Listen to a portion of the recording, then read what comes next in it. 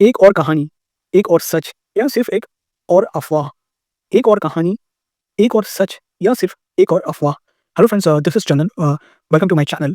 Today we will discuss the unfortunate demise of Kim Seon. किम सेरोन वो बच्ची जिसे हमने छोटी सी उम्र में बड़े-बड़े रोल निभाते हुए देखा था, पर अब सिर्फ हेडलाइंस का हिस्सा है। एक वक्त था जब उसकी मुस्कुराहट स्क्रीन पर चमकती थी और आज उसकी कहानी सिर्फ कंट्रोवर्सी बन चुकी है। DUI scandal, underage drinking, gambling rumours और अब एलिगेशन जो एक नए सच या झूठ की नींव रख रही है। पर सवाल ये है, सच किस काम का जब हर किसी को अपने खुद की सच्चाई किसी दूसरे पर थोपना है? क्या हम सच में जस्टिस चाहते हैं या सिर्फ एक नया मसाला? तो अब ये देख लेते हैं कि ये जो किम सेरॉन है, इनका डाउनफॉल कैसे स्टार्ट हुआ। पहले देख लेते हैं कि ये जो DUI स्कैंडल है ये क्या है। देखिए, किम सेरॉन का एक फैसला, एक रात और एक स्कैंडल जो उसकी पूरी जिंदगी बदल दी फोर्सफुली। मई 2022 को गैंगनम सियोल में किम सेरॉन ने अपनी कार से एक ट्रांसफार्मर और बहुत सारा जो ऑब्जेक्ट्स था वहां पे उसको टक्कर मारी। एकदम हॉलीवुड एक्शन सीन की तरह लग रहा था। बस ये स्टांट डबल नहीं, असली कॉन्सिक्वेंसेस थे। उसके ड्रिंक के कारण, या आप बोल लीजिए वो वहाँ पे बहुत सारा अल्कोहल कंज्यूम की थी उस टाइम पे, तो इससे हुआ क्या, वहाँ पे जो 57 बिज़नेसेस था, उनकी जो बिजली है वो पूरा 5 घंटे तक नहीं आई। मतलब 5 घंटे तक वो जो बिज़नेस था वहाँ पे, उनका ऑपरेशन नहीं हुआ। उसके बाद क्या हुआ कि उनका जो ब्लड में उस टाइम पे, उनके जो ब्लड में जो अल्कोहल था, वो अल्कोहल जो परमिसिबल लिमिट है या आप बोल लीजिए जो लीगल लिमिट है, उससे बहुत ज़्यादा था। पर सवाल ये है, एक गलती क्या पूरी ज़िंदगी को बिगाड़ सकती है? या आप मान लीजिए एक गलती आपने किया है, क्या आपका पूरा ज़िंदगी उस गलती को सुधरने के लिए लगेगा? इस केस में यही हुआ है। लीगल एक्शन हुआ। ऑलमोस्ट उस टाइम पे 20 मिलियन वॉन का फाइन भरा गया। उस पब्लिक एपोलॉजी भी दी। पर क्या माफ़ी काफ़ी था उस टाइम पे? जो फ़िल्म इंडस्ट्री है, आप और आप बोल लीजिए साउथ कोरिया का जो एंटरटेनमेंट इंडस्ट्री है, उन्होंने क्या किया, सीधा उनका जितना भी प्रीवियस कॉन्ट्रैक्ट्स था, सब कैंसल कर दिया। उनका जो फ़िल्म्स था, वहाँ से उनको हटा दिया गया।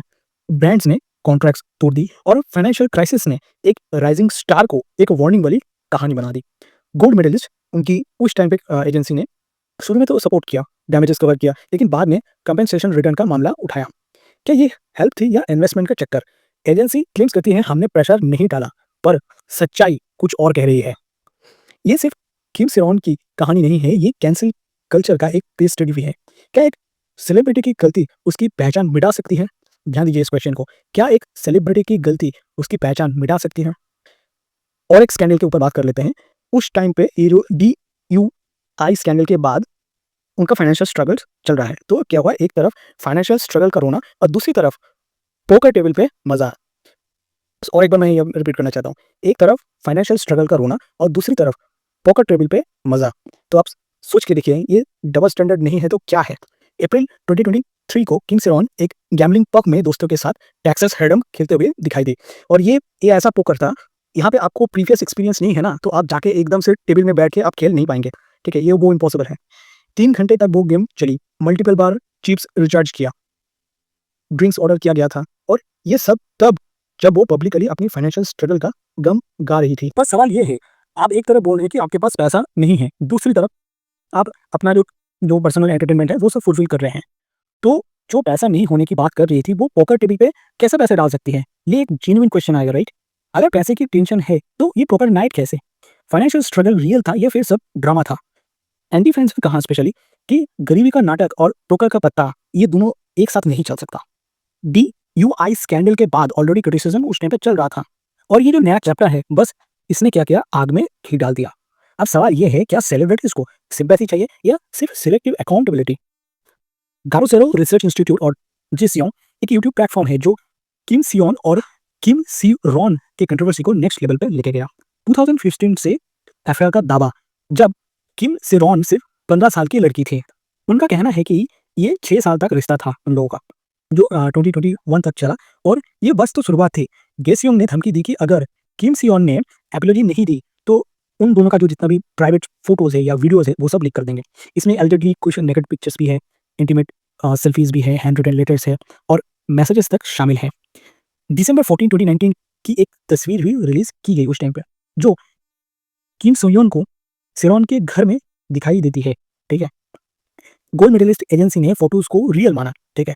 पर ये भी कहा कि प्राइवेट इमेजेस को इस तरह एक्सपोज करना गलत है। एक सुसाइड, अच्छा मैं यहाँ पे मेंशन करना चाहता हूँ कि किम सी रॉन का कोई सुसाइड नोट नहीं मिला, उन्होंने सुसाइड किया है लेकिन सुसाइड नोट नहीं मिला, ठीक है। एक सुसाइड, एक एजेंसी और एक सवाल, मेंटल हेल्थ या सिर्फ बिजनेस का हिसाब किताब।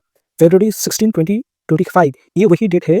इस डेट में ये जो उनका जो मेल पार्टनर है, आप बोल लीजिए जो मेल एक्टर है, किम सी किम सी वॉन किम सी वॉन का बर्थडे था, ये वही डेट था, ठीक है, फरवरी 16 2025। तो फरवरी 16 2025 किम से रॉन ने अपनी जान ले ली। तो क्या बस एक पर्सनल स्ट्रगल है या एक सिस्टम का फेलियर? गोल्ड मेडलिस्ट ने उनके ऊपर 700 मिलियन वॉन, जो कि आप कन्वर्ट करेंगे डॉलर में उस टाइम पे तो वो आएगा 473,000, ठीक है, 4,73,000 इतना ही आएगा। तब पेमेंट का जो प्रेशर था उन पर डाला गया, जो कि डायरेक्टली उसके 2022 में जो DUI स्कैंडल हुआ था उस स्कैंडल से जुड़ा हुआ था, ये उसी का पैसा था। और ये जो लीगल नोटिस है ये उसकी मौत से थोड़ी दिन पहले ही भेजा गया था। तो आप बोल दीजिए कि ये कोइंसिडेंस है या नहीं है, और ये क्या सच में उनको जो फाइनल पुश उन्होंने दिया है अपने जीवन में, क्या ये जो लीगल नोटिस था, ये लीगल नोटिस उसको ट्रिगर नहीं किया था? सोच के बोलिए, कमेंट सेक्शन कंप्लीटली ओपन है। और उसका डेस्परेट SOS, उसने किम सी ऑन को मैसेज भेजा, मदद मांगी, बोला मुझसे अभी इतना बड़ा अमाउंट एक टाइम पे मैं नहीं पेमेंट कर पाऊंगी, पर कोई रिस्पॉन्स नहीं आया। एक टाइम पे जो को फाउंडर थी आज बस एक लाइबिलिटी बन गई। गोल्ड मेडलिस्ट ने सीधा अपनी जिम्मेदारी से हाथ छाड़ दिया। उन्होंने क्लियर बोल दिया कि हमने कोई प्रेशर नहीं दिया, सिर्फ फाइनेंशियल डिस्प्यूट था, डेब्ट रिड्यूस भी किया। पर पब्लिक और फैमिली इस जस्टिफिकेशन से खुश नहीं है। उनकी मां ने सीधा एजेंसी को और किम सो हॉन से एपोलॉजी की डिमांड की और कहा उन्होंने, मतलब किम सी हॉन ने उनकी बेटी मतलब किम सी रॉन का जो कैरियर था उसको बहुत अच्छे से यूज किया और फिर छोड़ दिया। देखिए इसका क्या मतलब है, इसका मतलब ये है किम सी रॉन जब मतलब छोटी थी तो उस टाइम पे छोटी थी, आप बोली थी 2015, 16, 17, इस टाइम पे उनका करियर पिक पे था। वो बच्ची थी लेकिन उनका जो करियर था वो बहुत पिक पे था। तो उस टाइम पे ये जो किम सी हॉन ने उनको बहुत अच्छे से उनका जो करियर था उस करियर से बहुत सारा वो पैसा उन्होंने बनाया। लेकिन बाद में मानने की कुछ दिक्कत आया तो तब उन्होंने क्या किया, उनका आप बोलिए जो को-फाउंडर थे या बोलिए जो पार्टनर थे, तो उनको बाद में छोड़ दिया। ये सिर्फ किम सी रॉन की कहानी नहीं है, पूरी जो कोरियन एंटरटेनमेंट इंडस्ट्री है उनका एक डार्क रियलिटी है। क्या ये दुनिया टैलेंट को नर्चर सच में कर रही है या सिर्फ जब तक फायदा हो तब तक उससे जितना मलाई खाना हो वो खा के सब निकल जाती है। With this note, let's wrap up this video for today. Thank you guys for watching this video to the end. आपसे मुलाकात होगा नेक्स्ट वीडियो पे। Till then bye bye.